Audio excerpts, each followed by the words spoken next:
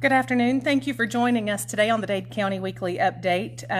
We have some guests with us today, and I will tell you who they are in just a second. Remember, you can invite people to watch this with you. You can type your question in the comment section during the live update, and if you don't want to ask your question during the live broadcast, you can always email us at info@dadecounty-ga.gov. And thanks for coming to the right place for the right information. Today, we will hear from Angie Galloway about new hours for the tax commissioner's office, the driver's license office, or not the driver's license office, sorry, the tag office. We'll hear from Marshana Sharp, who will be talking to us about the library and the Halloween trick-or-treat on the square, and County Executive Ted Rumley, and we may have a visit from Alex Case, who is our EMA director. So if you know somebody who would be interested in hearing from any of our guests today, go ahead and invite them to watch this live broadcast or start a watch party so you can hold your own discussion. Remember that you can also watch this later on Facebook or YouTube, and thank you for sharing the links. If you want to share the links to our videos, it's super easy. You just copy and paste. I do want to remind you before we get started with Rebecca and Marshana from the library that the census is here, and we have only 6 days left to complete the census. We are currently at 53.7% for Dade County, which would show that we have a population of approximately 9,000 people, and I think we all know there are more of us here than 9,000 people. So please encourage your family, friends, neighbors to fill out their census. It's very easy to do. You can fill it out by going to our public library. They'll help you fill it out there, or you can call 1-844-334-2020, or you can go online at my2020census.gov. So we only have 6 days left of the census, which means when you come on live next week and watch this program, we will not be mentioning the census anymore because it will be over at that point in time. And I know many of you will say, yay, but then there are many of you like me who understand the importance of census, who know that if we don't get that census filled out, that we lose out on federal money that is given to our county, or apportioned rather to our county. We lose out on grants for teachers. We lose out on food funding for food, for lunches, breakfast programs for our school-age children, for road paving, for bridge construction and help. So there's a whole lot we miss out on if we're not all counted. So please go online and do your census at my2020census.gov. If you have any questions about the census, I know a lot of you are worried about the privacy with the census. Call me. I will be glad to talk to you about it. My telephone number is 423-290-6655. I'm always a little skeptical of anybody who wants my information, but just remember, the census is a little bit different. It's not like your cell phone that is tracking you at all times. The census is completely confidential. The only thing that the Census Bureau shares with other agencies are the statistics that come from the counts themselves. So they don't share your information with anybody else. As a matter of fact, 2 weeks ago, I called the U.S. Census Bureau and I said, look, we're at 50, just a little over 50% for Dade County. If you can give me a list of citizens in our county who haven't filled out their census, we'll call them and ask them to fill it out. And they said, absolutely not. That is a breach of confidentiality, and we will not do that. So please be assured that if they're not going to give your information even to your own county government, they're not going to give it to anyone else. It is completely confidential, so please fill out your census today. We will go ahead and start with Rebecca from the Dade County Public Library.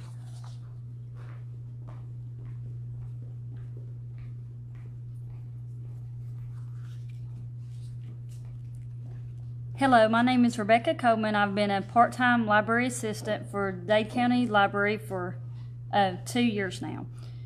Just a reminder, we're now open on Mondays, and our hours are as follows. Monday, 10 till 5, Tuesday, 10 till 7, Wednesday, 10 till 5, Thursday, 10 till 7, Friday, 10 till 3, and Saturday, 10 till 2. And I have several announcements today. The Time with Teacher has now started, and this is a new program that allows a student to check out a 1-hour tutoring session with the teacher. You make your appointment by going to our website at chrl.org and following these steps listed. Number 1, you go on there and get started. Number 2, you'll pick a location. Of course, that would be Dade County. 3, you read the biography of the teacher and pick a teacher that you would like. Number 4, you pick a date and time. And then number 5, then you get tutored. And this will be available to you through December the 31st. Also, our Ready to Read has started back. It started September the 3rd, and it's still on Thursdays. But due to COVID, there are a limited amount of people that can participate in person. But we do have 2 in-person sessions. One is at 10:30 and one is at 1. If you can't participate in person, then we do have Ready to Read available to you virtually. But whichever you choose, you have to pre-register at the library. You can come in or you can give us a call at 706-657-7857. And don't forget to pick up your craft kit at the library for your Ready to Read session. The next announcement is a lot of you have enjoyed the ebooks and the audiobooks through our RB Digital. Well, starting October the 1st, RB Digital will be moving to Libby app, which some of you know as Overdrive. It's exciting because you will have more reading options to choose from. Unfortunately, your history circulation, your holds, and wish list will not transfer. But if you have any questions about this, you can come in the library or call us. Also in October, we are still partnering with the 4-H. We have the Clover Buds that are 3rd grade and under that meet second Tuesday at 5:30. That's live or virtual. The Community Club, which is 4th grade to 12th grade, they meet the 4th Tuesday at 5:30, also live or virtual. And you need to come in the library to pre-register for that. Also in October, we're still offering the Teen Art first Tuesday of the month. And we also have the Tips at 2 on the 3rd Tuesday. If you have any questions about any of these programs or announcements that I've mentioned here, you're welcome to come into our library or give us a call. And our number again is 706-657-7857. Thank you.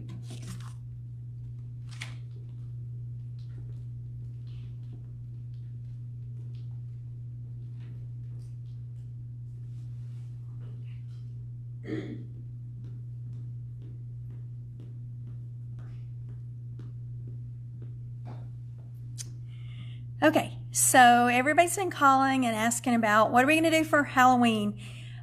So because of the situation, we've all worked together and we've came up with we are going to do kind of a reverse parade at the high school. We will have people set up along the sidewalk, and we ask that you bring no trailers. Everyone needs to stay in their car. And you will drive through, and then all the agencies will get candy out. Watch the website, the counties, the cities, the school, all of our websites, and we'll be putting more information up about it. It will be the 24th, and we're going to be probably 4:30 to 6:30.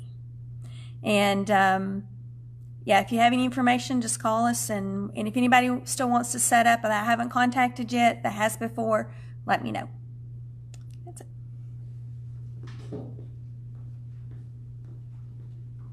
Good afternoon. I'm Angie with the Dade County Tax Office. I want to let you know we're going to update some hours, try to make it easier for people who are working. We're going to offer an express window Monday through Wednesday from 2 to 5.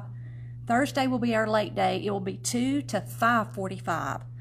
Our lobby hours will be Monday through Thursday, 8 to 4:45, and Friday, 8 to 1:45. Also, we still have the drop box out front. When you enter, you can use that drop box if you don't feel comfortable coming in.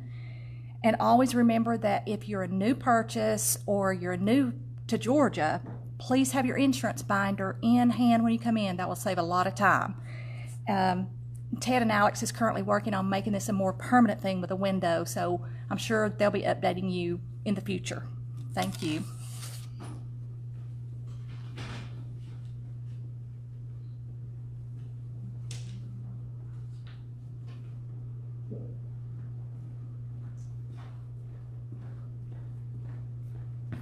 Good afternoon, everyone. I'm Ted Rumley. I'm County Chairman, Chairman of the County Commission. Beautiful day out there today. I mean, we've needed the rain, but it looks like we're going to get a lot more here on through tomorrow. So, hope all of you are prepared for that. Got a few announcements here before we go on to our COVID update. I'll give a report on our Lookout Lake Dam up until today. The weather's been great for us. We are, actually we're ahead of schedule on it. And we should have the walls poured next week, possibly the top on the box culvert. And by the next week, we'll be putting the road back. So that's really good news. It's really went well, and I'm glad Mother Nature has worked with us on the weather. The driver services, they will be here next Monday. We've had several calls in the past week or so about the number that has been printed was it was given a recording that number had been disconnected or changed or no longer in service. The correct number is the 678 number. The original number that was given out, it was a 657 number. That is no longer a valid number. So you need to call the 678-413-8400 to make you an appointment. Now, Carey's got that online. You can go on and anytime pull that up. And so try to make an appointment before you come. It's just a lot quicker, but they will not turn you away. You may have to wait, 30 minutes to an hour or whatever. They're going to take the appointments first, but they will work you in and take care of your needs there. So that's next Monday is when the driver services will be here. Our dislocated worker grant is still going on. Paula Stallings, as we mentioned before, she's the lady that's in charge of that. She is here just outside of our office here. She takes care of that. So if you've been displaced by your job in any way, come by here and talk to her pertaining to COVID anyway, and she'll try to help you. And you can fill out the forms and see if you qualify for it. It's a temporary job. I think it's Carey, is it 3 months? I forget. I think it's like 90 days, maybe a little over 90 days. Just to kind of help you get back on your feet or until your work calls you back to your job. Alex is not here. Is that right? 90 days. Is it 90 days for the displaced workers? 16 weeks. 16 weeks. Okay, it's 16 weeks is what the time frame is on it. Alex may come in here in just a minute. He's not here yet, but I will mention it last Saturday night. He mentioned it last Thursday that they did do the pressurized container training over at the high school. We do want to thank Suds Gas for furnishing that propane. There was a lot of propane used because it was a massive fire. How much? Over 600. They used over 600 gallons. Yeah, and they donated it. And now last year we had to pay for it, so it was quite an expense. But that was amazing. The training. We had people from Bartow, Gordon, from Cartersville, Dalton, Catoosa, many counties around us, because they don't offer that but just a few times a year. And what that is a training. If they pull up in at your house and your yard and your propane tank is right next to your house and it's ready to pop off, or if it has popped off, it teaches them a safe manner to come in and to handle that fire. So it's really important training, and there was a lot of people that took advantage of it. Carey touched on the census. We're trying to get everyone here. Just got 6 days left on it, and we're at 53.7%, as she said. We appreciate you, taking time to fill it out. It's just real simple. Does not take a lot of time, and really there's the information, like she said. There's nothing really harming about the information as far as anything that would be shared that would ever, harm you in any way or your family. As far, so try to do that if you possibly can. I want to mention also last week we mentioned this, and this is going back to the COVID-19. I just got this just a minute ago, and it's kind of an update. It's on the Revolving Loan Fund. From our ARC through our Northwest Georgia Regional Commission. ARC stands for Appalachian Regional Commission, but we mentioned that, and it's actually a community and economic development grant that they've got here, and it's for small businesses. It's very, it doesn't matter if you own a lawn business up to whatever, restaurant or whatever, but there's some really low interest money out there that they have received through the federal government. And it's anywhere from $50,000 down to $10,000 or less. But $10,000, from what I'm reading here, it does not require collateral. It's more of a guaranteed loan. And then anything over $10,000 requires collateral, from a personal guaranteed or collateral. And it's to help these people that that the COVID has really hurt, and try to help them get back on their feet, get back in business. So it's really a good thing. Carey's got all the information online, or you can call me. I've got this brochure. I downloaded it here. I can give you, and it's really a good program. And honestly, if they've got a deadline, I'm not sure what the deadline is. I was told it was going to be like in February or March, but if they do not, if Northwest Georgia. If they do not use the money, and it does not come to, then it will go to another regional commission or go to another area. So, please, if you've been, really hurt or by this COVID-19 and you are a small business, it'd be a good idea just to check into this and see. Okay, move down to our testing facility downstairs, and they've been really busy. I mean, it's amazing. The one day a week that they're opening, it's just amazing how many people that are going through there. They're open actually here on Wednesdays, and they are open on Mondays in Catoosa and Tuesdays in Catoosa also. But the hours are 9 to 12:30, and then 9 to noon, and then they take a 30-minute lunch break, and then they go on into 4:30. So it's all day. On those days. Thursday they're in Walker County, and then Fridays they're also in Walker County. And the reason they do 2 days in those counties, they're a lot larger than our counties. They have a per capita. There's a lot more people there, but it doesn't cost anything at all. Does not take a lot of time. You can pull up, not even get out of your car, and if you have any kind of suspicion or anything or any doubts that you might possibly have been in contact with this or might have it, please go through and be tested anyway. So that's and it's actually it's confidential. I mean, they'll locate that as far as they're not going to run it in a paper or anything, your name or anything. They will contact you, and they will let you know and then tell you what you need to do, what they recommend you to do. And so it's not like it's going to violate your privacy or anything like that. But it's a good thing to find out, because you can have it and not even know it, and not even have symptoms and be transmitted to your children or your grandparents or your mother or your dad. So it's a good thing to be tested. Let's move into to our COVID report, and we have had some changes here. We went from in Dade County, went from 257 last Thursday, and we're at 278 today. And actually, we've had in the last 14 days. We've had 50 positive cases since in 14 days.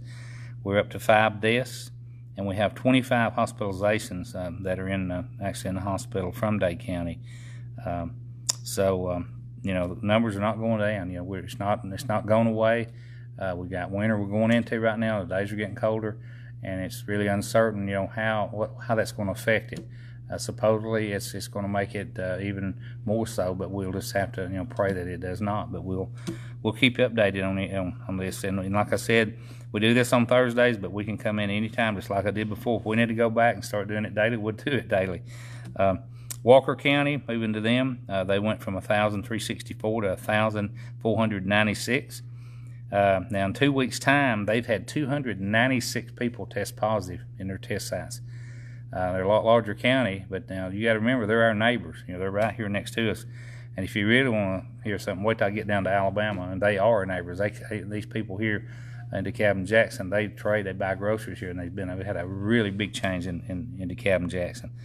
Catoosa County, they went from 1,054 to 1,139, and in the last 2 weeks, they've had 157 test positive with COVID. Chattooga County, they went from 686 to 739, and in 2 weeks' time, they've had 82 test positive. Whitfield County, they went from 4,344 to 4,491, and in 2 weeks' time, they've had 305 people test positive in 2 weeks' time, 14 days. Of course, they're a large county. They've got a lot more people than we do. Gordon County, they went from 1,720 to 1,812. They've had 180 tests positive in the last 14 days. Floyd County, they went from 2,805 to 3,069. They've had 468 positive cases in 14 days. So it's booming over there too. We're right around 2,263 unknown cases right now with addresses that's not been linked to counties. Totally in Georgia, we've had 6,773 deaths. This time last week, we'd had 6,419. So that's, it's definitely, where our cases are going up. Tennessee moved down to Hamilton County. Hamilton County last Thursday was 10,237. They're at 10,653. At this time, they have 589 active cases out of that 10,653. Also, they've had 8,582 recoveries out of that. So Tennessee does it a little different than Georgia. I wish both states, if we've talked about this before, I wish Georgia and Alabama could do this, but Tennessee has the capability of doing this, and they can give us the recovery, the accurate recoveries in the counties. Marion County, they went from 560 to 617. They have 74 active cases as we speak. They've had 435 recovered. They've had 7 deaths. Grundy County, 227 as of last week, 306 today. They have 79 active cases. They've had 179 recoveries with 5 deaths. Sequatchie County, they went from 242 to 258. They have 29 active cases. They've had 195 recoveries with 2 deaths. Meigs County, they went from 239 to 254. They have 22 active cases with 196 recoveries, and they've had 3 deceased. Bradley County, they went from 3,296 to 3,424 in Bradley County. At this time, they have 158 active cases, and they have 2,708 recoveries. Out of that 3,424, they have 2,708 recoveries, and they've had 17 deaths. Now, a few people's asked why we give these other counties, these. We'll start with they are our neighbors, like Marion County, we touched that, but even Grundy, Sequatchie, Meigs, and Bradley, a lot of people in this county are related to someone in those counties, or they travel. You wouldn't believe the people that work in these other counties. So they're very interested, even though some people, they kind of say, well, why are we even food? Well, that's why, because it's important. Even though just because it's not important to you, it's important to a lot of people in these counties right here. Moving to Alabama, Jackson County, they've increased from 1,391 to 1,473 in Jackson County, and they have 9 deaths. But in the last 14 days, they've had 133 cases, positive cases. Now, last week, in the 14th day period, there was 70. So that's a big difference. That's a big difference in Jackson. DeKalb County, they went from 2,175 to 2,261. They've had 18 deaths, and they've had 126 cases in the last 14 days. Now last week at this time in 14 they had only 80. So they were increasing, and luckily a lot of them anyway on this side, and they also their groceries and everything. So just when you're in the grocery stores or when you're in funeral homes, I keep saying this, but you need to really listen to this, because weddings, any kind of gatherings, church, you need to really try to wear that mask and do the social distancing. I know everybody likes to hug and pat people on the back and all, and that's good, but just be very careful. You got any questions? I see you holding the cue card up there. We do have a couple of questions, actually. Both questions are about updates. What is the progress on County Road 6? And the second question is, do you know what the progress is on the Dollar General store coming to the Davis community? I do. I talked to them yesterday evening, and they're practically ready to go. They've got just a few more loops to go through. I mean, it's a done deal. But I look for them to start breaking ground out there probably week after next. That's what it looks like. There was a couple of little things that they had questions on the environmental part, which was nothing. It's just some little different words that need to change in the wording. But it's hopefully they can get started. They want to get started as soon as they can because of winter. They're starting this thing, and it's going to be right in when cold weather comes in. So that's a good thing. And what was the other thing you asked? County Road 6. I met with the people, Frank Wallen yesterday with Wallen Drilling. They'll be doing our coring like we did up above on the other part of the road there. And Frank, it'll probably be week after next from what it looks like before we can even think about being in the county or anything. And during that time, we'll be prepping some things up there. We won't be shutting the road down yet, but when he gets on the site, hopefully he'll be able to do some of that without closing the road, but a lot of it will have to be, the boring anyway, will have to be done without closing part of the road down. But when we come back in there, and once he gets his boring, we get the concrete and the piers poured, and we do the base, actually what we call the cantilever, the base part of that wall, we'll have to shut that road down. It may be shut down probably 30, maybe 30, 60 days, hopefully sooner. And there again, we want to move into that before winter comes in. But we're getting real close with our dam out on the mountain, so we've got to, we don't have a large workforce, but the people that are working on our dam, especially the management on this they're going to be running this job out here too, and so we're going to move from one to the other. So just bear with us on it. Yeah. Okay. All right. We appreciate everyone watching. If you have any questions, we're easy to get a hold of. My number is 667-8999, and it's posted on our website. All the other commissioners, their numbers are very easy to find there on the website. If you have any questions whatsoever, just call, and we'll try to answer them or get you the answers very quickly. We appreciate everyone working with us, and we'll be back next Thursday at 3 o'clock.